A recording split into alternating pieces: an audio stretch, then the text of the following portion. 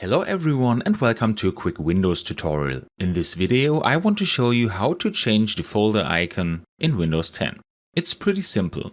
First I right click on a folder and go to Properties. Now I switch to the Customize tab and here I find Change Icon. When I click on it, I find a large selection of system icons that I can use for this. For this example, I will take this nice red X. I press OK and apply, and now my folder icon has changed. But now let's also look how to do this with your own pictures. For this I have prepared a portrait of myself that I wanted to use as a folder icon. For the necessary editing I use GIMP, but many other programs will work as well.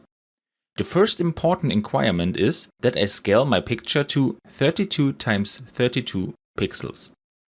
I have already prepared this, and the second important step is that I save the image as an ICO file, because only these can be used as folder icons. So I go to File and Export, and I select the file type, and when I scroll down, I find the ICO extension, which is labeled for Microsoft Windows icons as well. So I click on this, click on Export, and save my file on the desktop.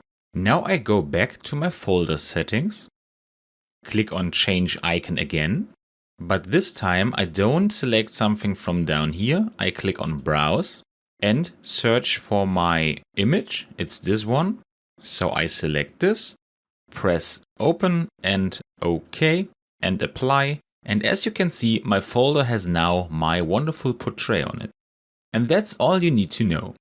I hope you enjoyed the video and I'll see you again in the next tutorial. Until then, your tutorial guy. Bye.